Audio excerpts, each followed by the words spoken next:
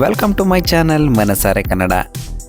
ದೊಡ್ಡಿಪತ್ರೆಯ ಬಗ್ಗೆ ಇವತ್ತು ಒಂದಷ್ಟು ಮಾಹಿತಿಗಳನ್ನು ತಿಳ್ಕೊಳ್ಳೋಣ. ಅದಕ್ಕೂ ಮೊದಲು ನಮ್ಮ ಚಾನಲ್ನ ಸಬ್ಸ್ಕ್ರೈಬ್ ಮಾಡಿ, ಹಾಗೆ ಪಕ್ಕದಲ್ಲಿರೋ ಬೆಲ್ ಬಟನ್ ಒತ್ತಿ. ದೊಡ್ಡಿಪತ್ರೆಯಲ್ಲಿ ಎಷ್ಟೊಂದು ಔಷಧೀಯ ಗುಣಗಳಿದೆ ಅನ್ನೋದು ನಿಮಗೆ ಗೊತ್ತಾ? ದಪ್ಪದಾದಂಥ ಹಸಿರು ಎಲೆಗಳು, ಕಾಂಡ ಕೂಡ ದಪ್ಪದಾಗಿ ಮತ್ತು ಹಸಿರಾಗಿ ಇರುತ್ತೆ. ಮನೆಯಂಗಳದಲ್ಲಿ ಬೆಳೆಯಬಹುದಾದಂತಹ ಔಷಧೀಯ ಸಸ್ಯ. ಇದನ್ನ ಸಾಂಬಾರು ಬಳ್ಳಿ, ಕರ್ಪೂರ ಬಳ್ಳಿ ಎಂದೆಲ್ಲ ಕರೀತಾರೆ. ಭಾರತದಲ್ಲಿ, ಅದರಲ್ಲೂ ದಕ್ಷಿಣ ಭಾರತದಲ್ಲಿ ಇದರ ಬಳಕೆ ಹೆಚ್ಚು. ದೊಡ್ಡಪತ್ರೆಯನ್ನ ಆಯುರ್ವೇದದಲ್ಲಿ ಬಳಸ್ತಾರೆ ಮತ್ತು ಮನೆಮದ್ದು ಅಂತ ಹೇಳಿದ್ರೆ ತಪ್ಪಾಗೋದಿಲ್ಲ. ಹಳ್ಳಿ ಪ್ರದೇಶಗಳಲ್ಲಿ ಹೆಚ್ಚಾಗಿ ಕಂಡುಬರುವಂತಹ ದೊಡ್ಡಪತ್ರೆ ನಗರ ಪ್ರದೇಶಗಳಲ್ಲಿ ಸ್ವಲ್ಪ ಕಡಿಮೆ. ಆದರೆ ನಾವು ಇದನ್ನು ಪಾಟ್ಗಳಲ್ಲಿ ಮತ್ತು ಮನೆಯಂಗಳಗಳಲ್ಲಿ ಕೂಡ ಇದನ್ನು ಬೆಳ್ಕೊಳ್ಬೋದು.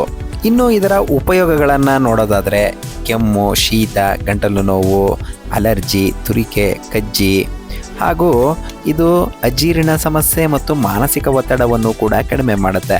ಹಿಂದಿನ ಕಾಲದಲ್ಲಿ ನಮ್ಮ ಅಜ್ಜಿ ತಾತ ಅಲರ್ಜಿ ಆದರೆ ಈ ಸೊಪ್ಪನ್ನು ಕೈಯಲ್ಲಿ ಉಜ್ಜಿ ರಸವನ್ನು ಹಚ್ತಾ ಇದ್ರು.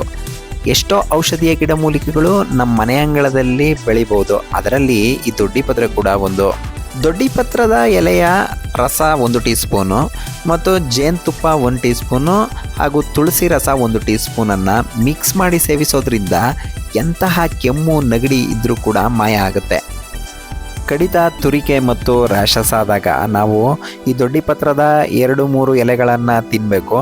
ನಂತರ ಆ ಎಲೆಗಳನ್ನು ರಸ ಮಾಡಿಕೊಂಡು ಅದನ್ನು ನಾವು ಎಲ್ಲಿ ರ್ಯಾಷಸ್ ಇದೆ, ತುರಿಕೆ ಇದೆ, ಆ ಜಾಗಕ್ಕೆ ಅಪ್ಲೈ ಮಾಡಿದ್ರೆ ಅಲರ್ಜಿ ಕೂಡ ನಿವಾರಣೆ ಆಗುತ್ತೆ.